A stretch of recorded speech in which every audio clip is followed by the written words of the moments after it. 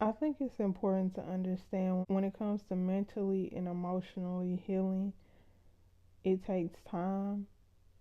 Just like if you physically hurt yourself and you physically need to heal. For example, right, if you break your hand, you're not going to automatically go pick up the biggest thing in the room without doing any type of work on your hand or getting it looked at or something. You know what I'm saying? So I think it's important to understand to use that same logic or that same understanding when it comes to mentally and emotionally healing.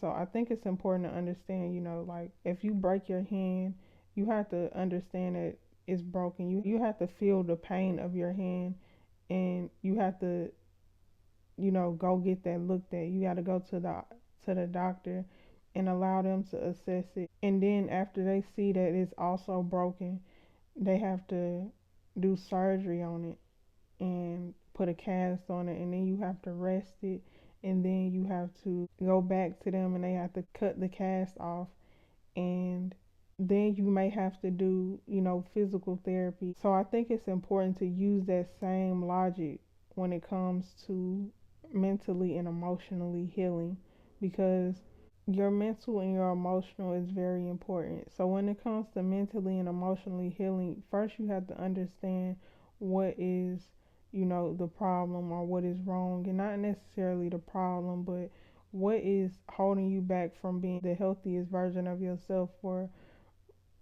yourself and for others. What is holding you back from being authentically you? Then you can assess whether or not you can do the work by yourself or whether you need help, whether that be a psychologist or a friend or a family member. I think it's important to understand what you need. And for me, what helped me is connecting to myself and doing guided meditations and Reiki and praying and connecting with myself and understanding my needs and understanding, my emotions. So I think it's important to understand, try different avenues to understand what works for you.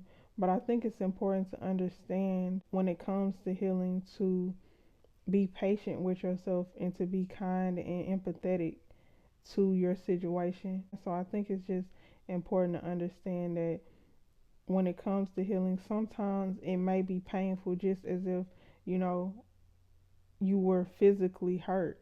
I think it's important to understand sometimes the process is painful. Sometimes the process is um it doesn't work the first time. Just like if you broke your hand, maybe that time, the surgery didn't take, and you might need to go back and do another surgery and do another resting period and all those different things. So I think it's just important to understand to be patient with yourself along the journey and understand that understanding to connect with yourself and understanding to also rest, because the most essential part is resting and being in the moment and being in life, and doing things that take your mind off of healing as well, like doing what you love to do, whether that be exercising, whether that be drawing, or whatever you love to do, doing that. So I think it's just important to understand